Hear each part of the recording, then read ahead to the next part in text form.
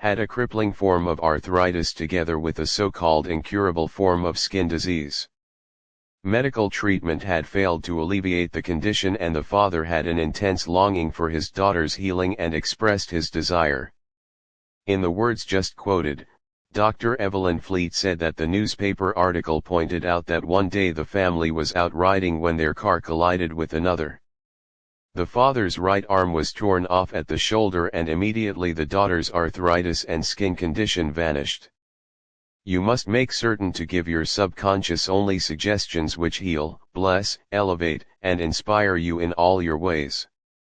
Remember that your subconscious mind cannot take a joke. It takes you at your word. How autosuggestion banishes fear. Illustrations of autosuggestion. Autosuggestion means suggesting something definite and specific to oneself. Herbert Parkin, in his excellent manual of autosuggestion, records the following incident. It has its amusing side so that one remembers it. A New York visitor in Chicago looks at his watch, which is set an hour ahead of Chicago time, and tells a Chicago friend that it's 12 o'clock. The Chicago friend, not considering the difference in time between Chicago and New York, tells the New Yorker that he is hungry and that he must go to lunch. Autosuggestion may be used to banish various fears and other negative conditions. A young singer was invited to give an audition. She had been looking forward to the interview, but on 3 previous occasions she had failed miserably due to the fear of failure. This young lady had a very good voice, but she had been saying to herself, "When the time comes for me to sing, maybe they won't like me. I will try, but I'm full of fear and anxiety." Her subconscious mind accepted these negative auto-suggestions as a request and proceeded to manifest them and bring them into her experience. The cause was an involuntary auto-suggestion, for example, silent fear, thoughts, emotionalized and subjectified. She overcame it by the following technique. 3 times a day she isolated herself in a room. She sat down comfortably in an armchair, relaxed her body and closed her eyes. She stilled her mind and body as best she could. Physical inertia favors mental passivity and renders the mind more receptive to suggestion. She counteracted the fear suggestion by saying to herself, "I sing beautifully. I am poised, serene, confident, and calm." She repeated the statement slowly, quietly, and with feeling from 5 to 10 times at each sitting. She had 3 such sittings every day and 1 immediately prior to sleep. At the end of a week, she was completely poised and confident. When the invitation to audition came, she gave a remarkable, wonderful audition. How she restored her memory. A woman aged 75 was in the habit of saying to herself, "I'm losing my memory." She reversed the procedure and practiced induced auto-suggestion several times a day as follows: "My memory from today on is improving in every department. I shall always remember whatever I need to know at every moment of time and point of space. The impressions received will be clearer and more definite. I shall retain them automatically and with ease. Whatever I wish to recall will immediately present itself in the correct form. In my mind, I am improving rapidly every day, and very soon my memory will be better than it has ever been before." At the end of 3 weeks, her memory was back to normal and she was delighted how he overcame a nasty temper. Many men who complained of irritability and bad temper proved to be very susceptible to autosuggestion and obtained marvelous results by using the following statements 3 or 4 times a day, morning, noon, and at night prior to sleep. For about a month, henceforth I shall grow more good-humored. Joy, happiness, and cheerfulness are now becoming my normal states of mind. Every day I am becoming more and more lovable and understanding. I am now becoming the center of good cheer and goodwill to all those about me, infecting them with good humor. This happy, joyous, and cheerful mood is now becoming my normal natural state of mind. I am grateful. The constructive and destructive power of suggestion. Some illustrations and comments on heterosuggestion. Heterosuggestion means suggestions from another person in all ages. The power of suggestion has played a part in the life and thought of man in every period of time and in each country of the earth. In many parts of the world, it is the controlling power in religion. Suggestion may be used to discipline and control ourselves, but it can also be used to take control and command over others who do not know the laws of mind. In its constructive form, it is wonderful and magnificent in its negative aspects. It is one of the most destructive of all the response patterns of the mind, resulting in patterns of misery, failure, suffering, sickness and disaster. Have you accepted any of these from infancy on? The majority of us have been given many negative suggestions. Not knowing how to thwart them, we unconsciously accept them. Here are some of the negative suggestions. You can't. You'll never amount to anything. You mustn't. You'll fail. You haven't got a chance. You're all wrong. It's no use. It's not what you know but who you know. The world is going to the dogs. What's the use? Nobody cares. It's no use trying so hard. You're too old now. Things are getting worse and worse. Life is an endless grind. Love is for the birds. You just can't win. Pretty soon you'll be bankrupt. Watch out. You'll get the virus. You can't trust a soul, etc. unless as an adult you use constructive autosuggestion, which is a reconditioning therapy. The impressions made on you in the past can cause behavior patterns that cause failure in your personal and social life. Autosuggestion is a means releasing you from the massive negative verbal conditioning that might otherwise distort your life pattern, making the development of good habits difficult. You can counteract negative suggestions. Pick up the paper any day and you can read dozens of items that could sow the seeds of futility, fear, worry, anxiety, and impending doom if accepted by you. These thoughts of fear could cause you to lose the will for life. Knowing that you can reject all of these negative suggestions by giving your subconscious mind constructive auto-suggestions, you counteract all of these destructive ideas. Check regularly on the negative suggestions that people make to you. You do not have to be influenced by destructive heterosuggestion. All of us have suffered from it in our childhood and in our teens. If you look back, you can easily recall how parents, friends, relatives, teachers, and associates contributed in a campaign of negative suggestions. Study the things said to you and you will discover much of it was in the form of propaganda. The purpose of much of what was said was to control you or instill fear into you. This heterosuggestion process goes on in every home, office, factory, and club. You'll find that many of these suggestions are for the purpose of making you think, feel, and act as others want you to and in ways that are to their advantage.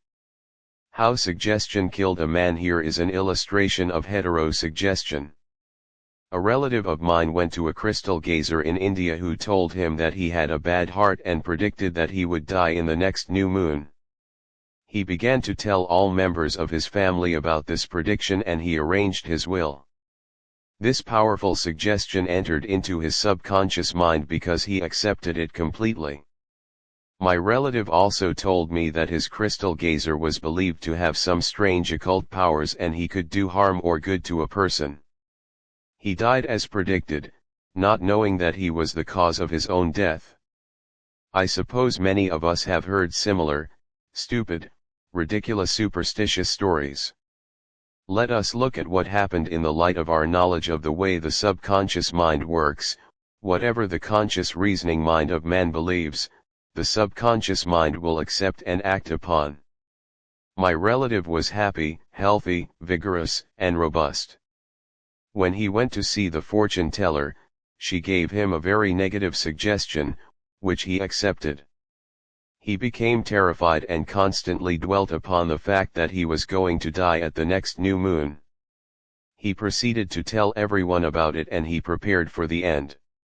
The activity took place in his own mind and his own thought was the cause.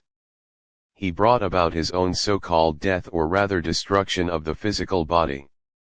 By his fear and expectation of the end, the woman who predicted his death had no more power than the stones and sticks in the field. Her suggestion had no power to create or bring about the end. She suggested if he had known the laws of his mind, he would have completely rejected the negative suggestion and refused to give her words any attention. Knowing in his heart that he was governed and controlled by his own thought and feeling like tin arrows aimed at a battleship, her prophecy could have been completely neutralized and dissipated without hurting him. The suggestions of others in themselves have absolutely no power whatever over you except the power that you give them through your own thoughts. You have to give your mental consent. You have to entertain the thought. Then it becomes your thought and you do the thinking. Remember, you have the capacity to choose. Choose life, choose love, choose health, choose abundance. The power of an assumed major premise. Your mind works like a syllogism. This means that whatever major premise your conscious mind assumes to be true determines the conclusion your subconscious mind comes to in regard to any particular question or problem in your mind. If your premise is true, the conclusion must be true, as in the following example, every virtue is laudable. Kindness is a virtue. Therefore, kindness is laudable. Another example is as follows: all formed things change and pass away. The pyramids of Egypt are formed things. Therefore, someday the pyramids will pass away. The first statement is referred to as a major premise and the right conclusion must necessarily follow the right premise. A college professor who attended some of my Science of Mind lectures in May, 1962 at Town Hall, New York said to me, "Everything in my life is topsy-turvy and I have lost health, wealth, and friends. Everything I touch turns out wrong." I explained to him that should establish a major premise in his thinking that the infinite intelligence of his subconscious mind was guiding, directing, and prospering him spiritually, mentally, and materially. Then his subconscious mind would automatically direct him wisely in his investments decisions and also heal his body and restore his mind to peace and tranquility. The professor formulated an overall picture of the way he wanted his life to be, and this was his major premise. Infinite intelligence leads and guides me in all my ways. Perfect health is mind and the law of harmony operates in my mind and body.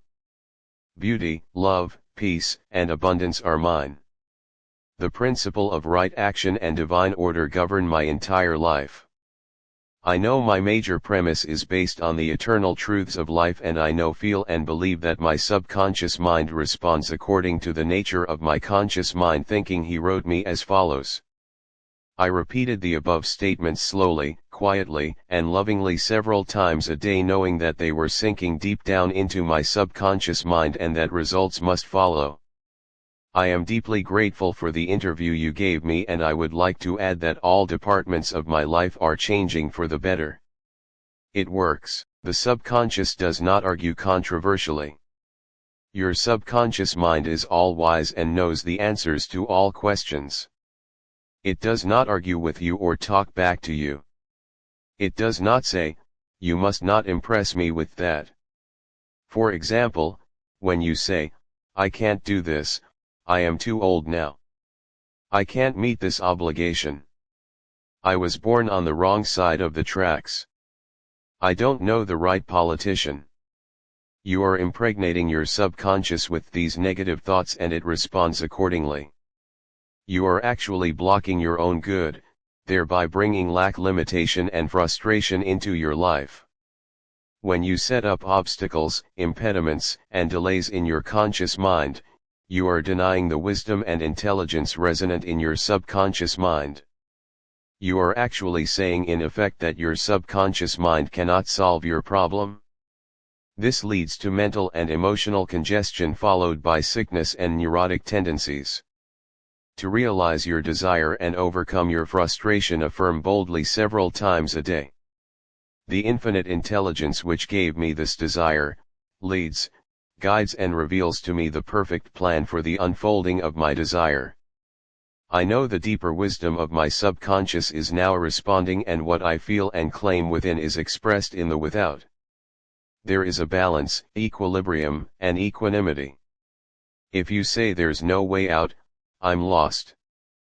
There's no way out of this dilemma, I am stymied and blocked. You will get no answer or response from your subconscious mind. If you want the subconscious mind to work for you, give it the right request and attain its cooperation. It is always working for you. It is controlling your heartbeat this minute and also your breathing. It heals a cut on your finger, and its tendency is lifeboard, forever seeking to take care of you and preserve you. Your subconscious has a mind of its own, but it accepts your patterns of thought and imagery. When you are seeking an answer to a problem, your subconscious will respond, but it expects you to come to a decision and to a true judgment. In your conscious mind, you must acknowledge the answer is in your subconscious mind. However, if you say, I don't think there is any way out, I am all mixed up and confused. Why don't I get an answer? You are neutralizing your prayer like the soldier marking time. You do not get anywhere. Still the wheels of your mind relax, let go, and quietly affirm. My subconscious knows the answer, it is responding to me.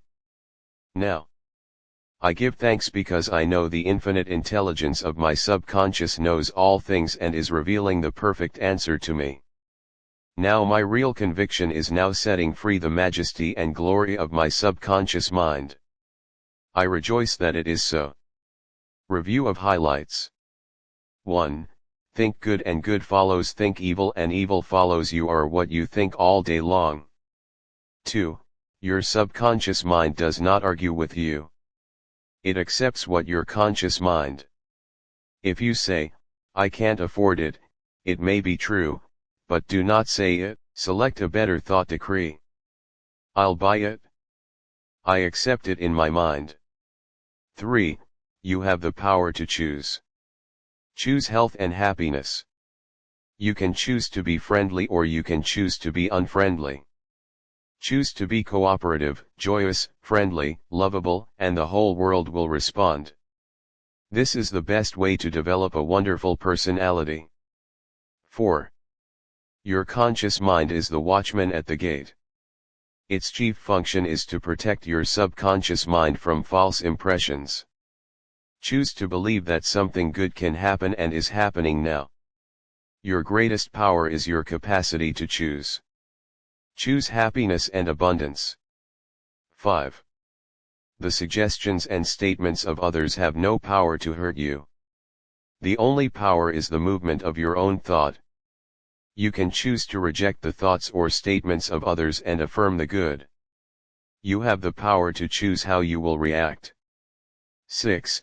Watch what you say. You have to account for every idle word. Never say, I will fail. I will lose my job. I can't pay the rent. Your subconscious cannot take a joke. It brings all these things to pass. 7. Your mind is not evil. No force of nature is evil. It depends how you use the powers of nature. Use your mind to bless, heal, and inspire all people everywhere. 8. Never say, I can't overcome that fear. By substituting the following, I can do all things through the power of my own subconscious mind. 9. Begin to think from the standpoint of the eternal truths and principles of life and not from the standpoint of fear, ignorance, and superstition. Do not let others do your thinking for you. Choose your own thoughts and make your own decisions. 10. You are the captain of your soul, subconscious mind, and the master of your fate. Remember, you have the capacity to choose. Choose life, choose love, choose health, choose happiness. 11. Whatever your conscious mind assumes and believes to be true, your subconscious mind will accept and bring to pass. Believe in good fortune, divine guidance, right action, and all the blessings of life. Chapter 3, The Miracle Working Power of Your Subconscious. The power of your subconscious is enormous. It inspires you, it guides you, and it reveals to you names, facts, and scenes from the storehouse of memory. Your subconscious started with your heartbeat, controls the circulation of your blood, regulates your digestion, assimilation, and elimination. When you eat a piece of bread, your subconscious mind transmutes it into tissue, muscle, bone, and blood. This process is beyond the ken of the wisest man who walks the earth. Your subconscious mind controls all the vital processes and functions of your body and knows the answer to all problems. Your subconscious mind never sleeps and never rests. It is always on the job. You can discover the miracle working power of your subconscious by plainly stating to your subconscious prior to sleep that you wish a certain specific thing accomplished. You'll be delighted to discover that forces within you will be released, leading to the desired result. Here then is a source of power and wisdom, which places you in touch with omnipotence, or the power that moves the world, guides the planets in their course, and causes the sun to shine. Your subconscious mind is the source of your ideals, aspirations, and altruistic urges. It was through the subconscious mind that Shakespeare perceived great truths hidden from the average man of his day. Undoubtedly, it was the response of his subconscious mind that caused the Greek sculptor Phus to portray beauty, order, symmetry, and proportion in marble and bronze. It enabled the Italian artist Raphael to paint Madonnas and Ludwig van Beethoven to compose symphonies.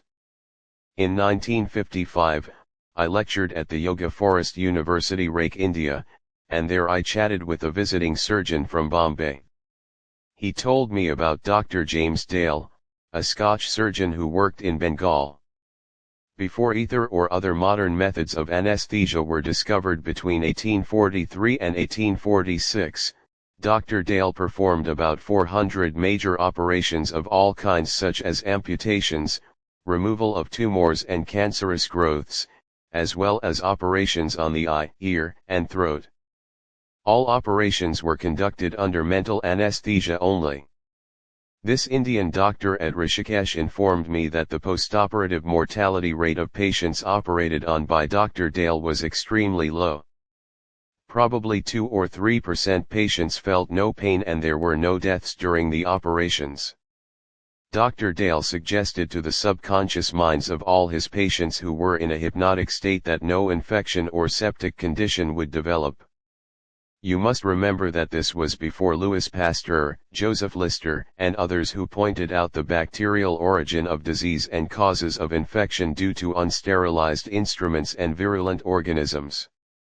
This Indian surgeon said that the reason for the low mortality rate and the general absence of infection, which was reduced to a minimum, was undoubtedly due to the suggestions of Dr. Dale to the subconscious minds of his patients. They responded according to the nature of his suggestion. It is simply wonderful when you conceive how a surgeon over 120 years ago discovered the miraculous wonder-working powers of the subconscious mind. Doesn't it cause you to be seized with a sort of mystic awe when you stop and think of the transcendental powers of your subconscious mind? Consider its extrasensory perceptions, such as its capacity for clairvoyance and clairaudience, its independence of time and space, its capacity to render you free from all pain and suffering, and its capacity to get the answer to all problems, be they what they may. All these and many more reveal to you that there is a power and an intelligence within you that far transcends your intellect, causing you to marvel at the wonders of it. All these experiences cause you to rejoice and believe in the miracle working powers of your subconscious mind. Your subconscious is your book of life. Whatever thoughts, beliefs, opinions, theories, or dogma you write or impress on your subconscious mind, you shall experience them as the objective manifestation of circumstances, conditions, and events. What you write on the inside you will experience on the outside. You have two sides to your life. Objective and subjective, visible and invisible thought and its manifestation. Your thought is received by your brain, which is the organ of your conscious reasoning mind. When your conscious or objective mind accepts the thought completely, it is sent to the solar plexus called the brain of your mind, where it becomes flesh and is made manifest in your experience as previously outlined. Your subconscious cannot argue. It acts only from what you write on it. It accepts your verdict or the conclusions of your conscious mind as final. This is why you are always writing on the book of life, because your thoughts become your experiences. The American essayist Ralph Waldo Emerson said, "Man is what he thinks all day long. What is impressed in the subconscious is expressed." William James, the father of American psychology, said that the power to move the world is in your subconscious mind. Your subconscious mind is one with infinite intelligence and boundless wisdom. It is fed by hidden springs and is called the law of life. Whatever you impress upon your subconscious mind, the latter will move heaven and earth to bring it to pass. You must therefore impress it with right ideas and constructive thoughts. The reason there is so much chaos and misery in the world is because people do not understand the interaction of their conscious and subconscious minds. When these two principles work in accord, in concord, in peace, and synchronously together, you will have health, happiness, peace, and joy. There is no sickness or discord when the conscious and subconscious work together harmoniously and peacefully. The tomb of Hermes was opened with great expectancy and a sense of wonder, because people believed that the greatest secret of the ages was contained therein. The secret was as within so without, as above so below. In other words, whatever is impressed in your subconscious mind is expressed on the screen of space. The same truth was proclaimed by Moses, Isaiah, Jesus, Buddha, Zoroaster, Lays, and all the illuminated seers of the ages. Whatever you feel is true subjectively is expressed as conditions, experiences, and events. Motion and emotion must balance as in heaven, your own mind, so on earth in your own body and environment. This is the great law of life. You will find throughout all nature the law of action and reaction, of rest and motion. These two must balance. Then there will be harmony and equilibrium. You are here to let the life principle flow through you rhythmically and harmoniously. The intake and the outgo must be equal. The impression and the expression must be equal. All your frustration is due to unfulfilled desire. If you think negatively, destructively, and viciously, these thoughts generate destructive emotions which must be expressed and find an outlet. These emotions, being of a negative nature, are frequently expressed as ulcers, heart trouble, tension, and anxieties. What is your idea or feeling about yourself now? Every part of your being expresses that idea. Your vitality, body, financial status, friends, and social status represent a perfect reflection of the idea you have of yourself. This is the real meaning of what is impressed in your subconscious mind and which is expressed in all phases of your life. We injure ourselves by the negative ideas which we entertain. How often have you wounded yourself by getting angry, fearful, jealous, or vengeful? These are the poisons that enter your subconscious mind. You were not born with negative attitudes. Feed your subconscious mind life-giving thoughts, and you will wipe out all the negative patterns lodged therein. As you continue to do this, all the past will be wiped out and remembered. No more the subconscious heals a malignancy of the skin. A personal healing will ever be the most convincing evidence of the healing power of the subconscious mind. Over 40 years ago, I resolved a malignancy of the skin through prayer. Medical therapy had failed to check the growth and it was getting progressively worse. A clergyman with a deep psychological knowledge explained to me the inner meaning of the 139th Psalm, wherein it says, "In thy book, all my members were written, which in continuance were fashioned when as yet there were none of them." He explained that the term book meant my subconscious mind, which fashioned and molded all my organs from an invisible cell. He also pointed out that inasmuch as my subconscious mind made my body, it could also recreate it and heal it according to the perfect pattern within it. The clergyman showed me his watch and said this had a maker, and the watchmaker had to have the idea first in mind before the watch became an objective reality, and if the watch was out of order, the watchmaker could fix it. My friend reminded me that the subconscious intelligence which created my body was like a watchmaker, and it also knew exactly how to heal, restore, and direct all the vital functions and processes of my body, but that I had to give it the perfect idea of health. This would act as cause and the effect would be a healing. I prayed in a very simple way as follows. My body and all its organs were created by the infinite intelligence in my subconscious mind. It knows how to heal me. Its wisdom fashioned all my organs, tissues, muscles, and bones. This infinite healing presence within me is now transforming every atom of my being, making me whole and perfect. Now I give thanks for the healing I know is taking place now. Wonderful are the works of the creative intelligence within me. I prayed aloud for about 5 minutes, 2 or 3 times a day, repeating the above simple prayer. In about 3 months, my skin was whole and perfect. As you can see, all I did was give life-giving patterns of wholeness, beauty, and perfection to my subconscious mind, thereby obliterating the negative images and patterns of thought lodged in my subconscious mind, which were the cause of all my trouble. Nothing appears on your body except when the mentally equivalent is first in your mind, and as you change your mind by drenching it with incessant affirmatives, you change your body. This is the basis of all healing. Marvelous are thy works, and that my soul subconscious mind know it right well. The ceaseless tireless action of your subconscious mind controls all the vital functions of your body without the help of your conscious mind. For example, while you are asleep, your heart continues to beat rhythmically. Your lungs do not rest, and the process of inhalation and exhalation whereby your blood absorbs fresh air goes on just the same as when you are awake. Your subconscious controls your digestive processes and glandular secretions as well as all the other mysterious operations of your body. The hair on your face continues to grow whether you are asleep or awake. Scientists tell us that the skin secretes much more perspiration during sleep than during the waking hours. Your eyes, ears, and other senses are active during sleep.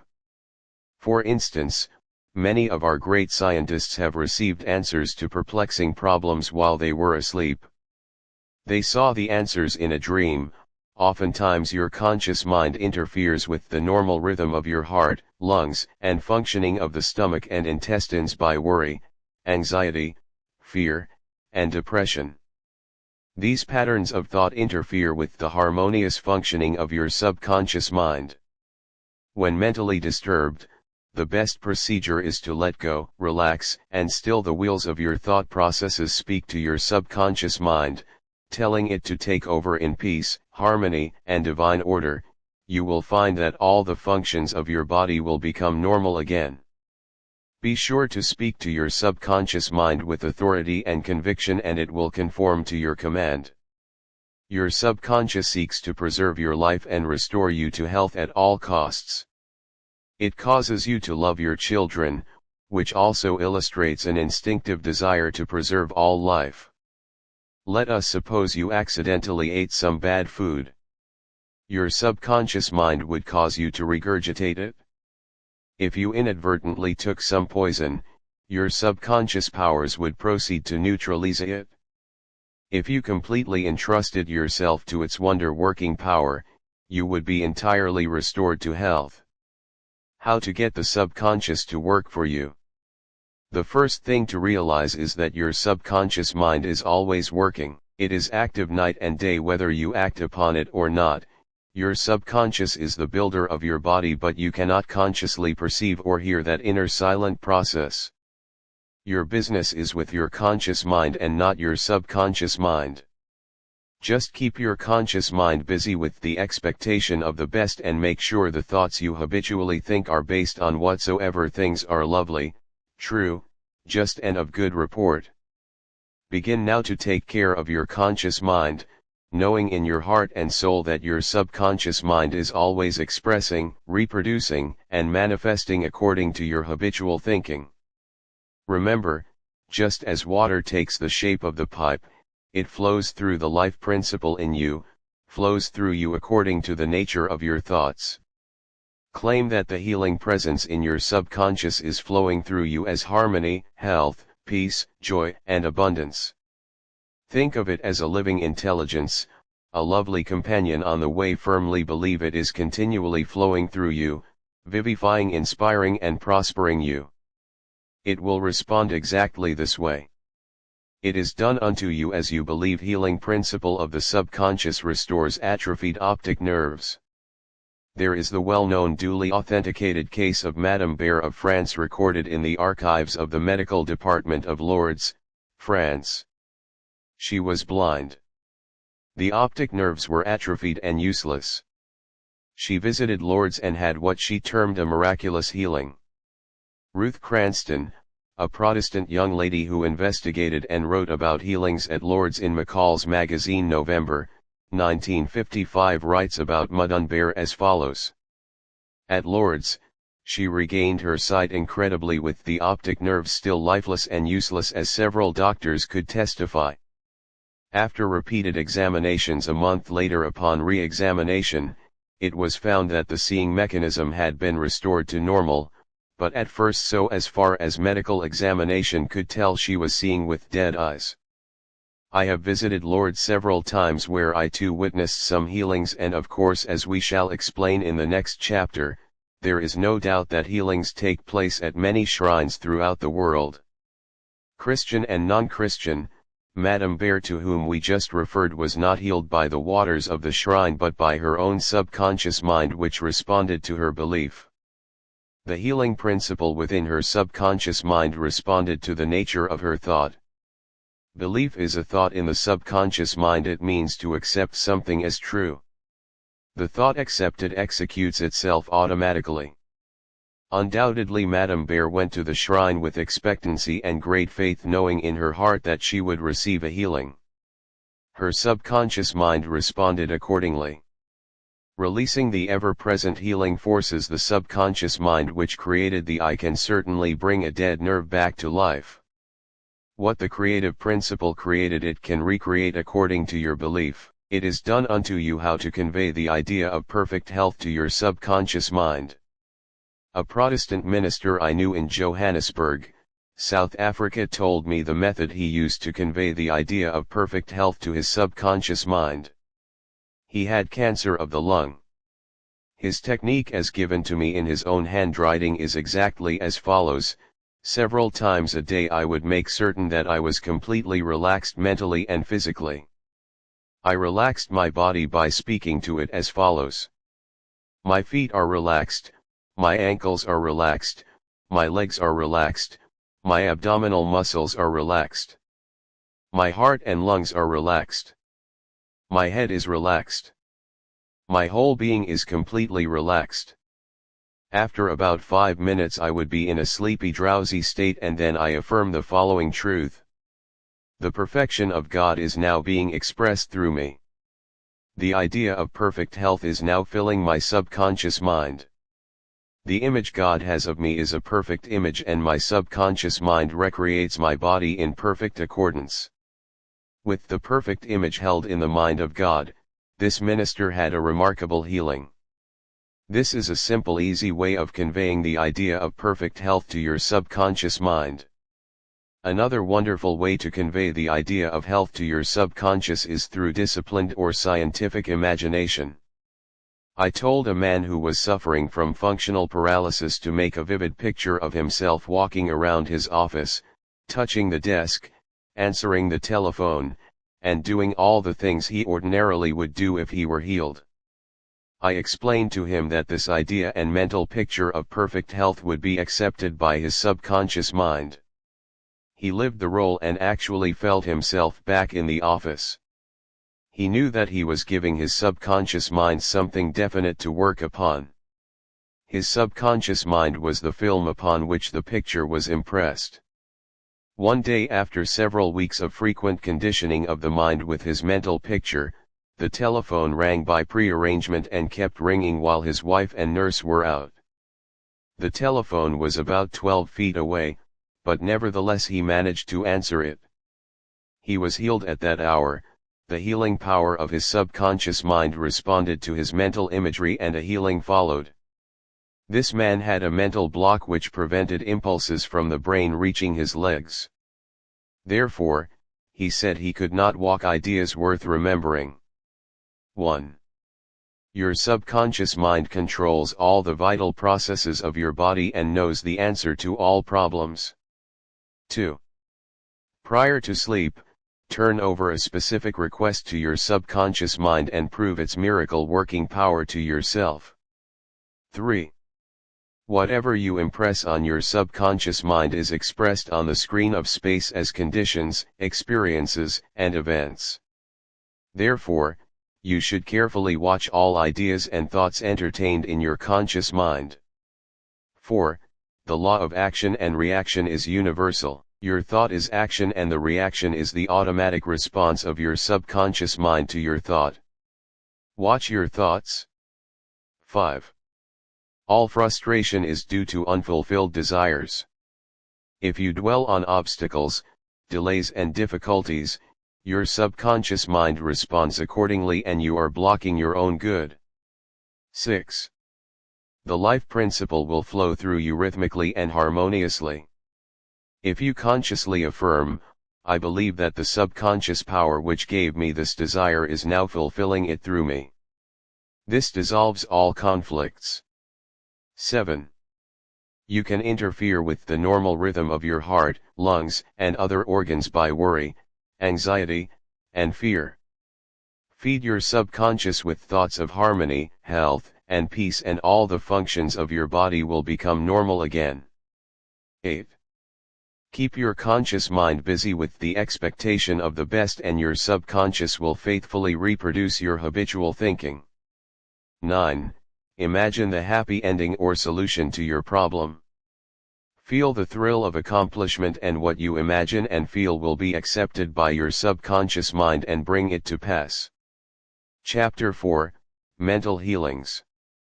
In ancient times down through the ages, men of all nations have somehow instinctively believed that somewhere there resided a healing power which could restore to normal the functions and sensations of man's body.